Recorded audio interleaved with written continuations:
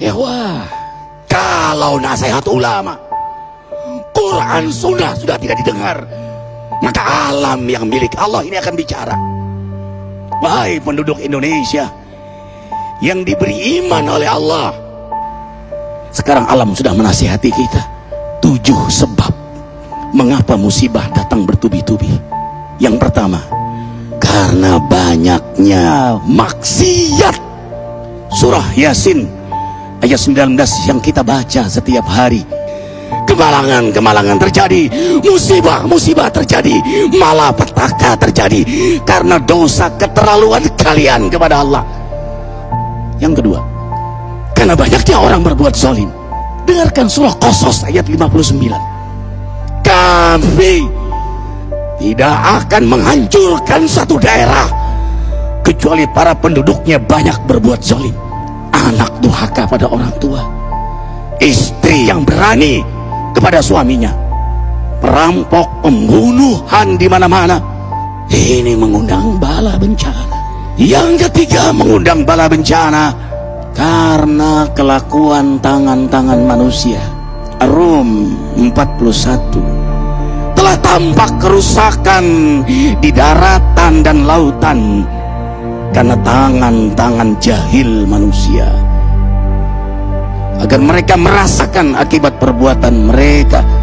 Sebagian mereka merasakan akibat perbuatan mereka, agar mereka kembali kepada Allah. Yang keempat, bencana terjadi karena para tokoh melakukan kemaksiatan dan kezaliman.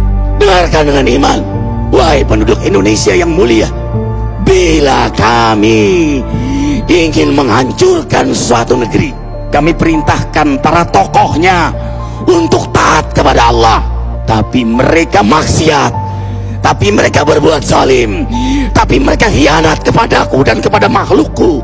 Fahaqa alaihil qaul, maka haklah untuk mereka datang bala bencana seperti kaum Ad, kaum Samud, kaum Lut, kaum Nuh. Kami hancurkan sehancur-hancurnya.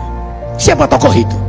Para pemimpin kita yang sumpah Al-Quran di kepalanya, demi Allah tidak korupsi. Lalu korupsi. Siapa lagi? Hartawan, orang-orang kaya yang dengan harta berpoya-poya, sombong, maksiat dengan kekayaannya di tengah orang yang banyak menderita. Siapa lagi? Ulama yang menjual ayat-ayat Allah dengan murah. Subhanallah. Yang kelima, mengapa bala bencana terjadi? Karena orang-orang soleh, orang-orang baik diam melihat kemaksiatan dan kemungkaran. Surah Al-Anfal ayat 25. Takutlah kalian dengan musibah yang tidak hanya menimpa orang yang maksiat, orang yang berbuat zalim, tapi juga kalian orang-orang soleh. Maka masa bodoh dengan kemaksiatan bukanlah sikap seorang mukmin.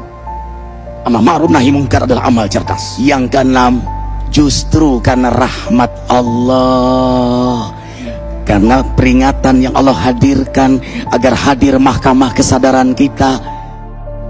Ikhwah, dengarkan dengan iman surah Al-Baqarah ayat 155, 156, 157.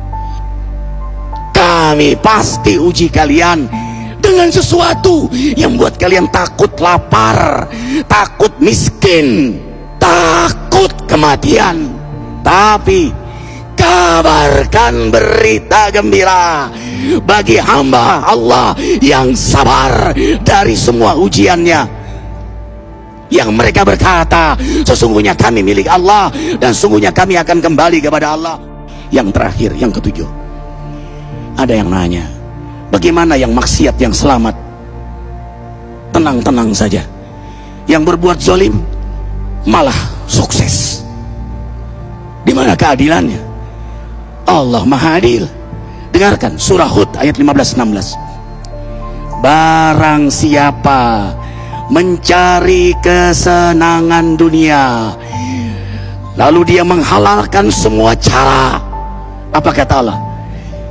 Kami beri, tapi di akhirat tidak mendapatkan secuil pun kenikmatan, malah nikmat di dunianya menjadi bahan bakar azab untuk dirinya.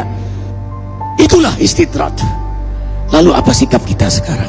Orang beriman menjadikan peristiwa apapun sebagai jalan untuk mendekatkan dirinya kepada Allah.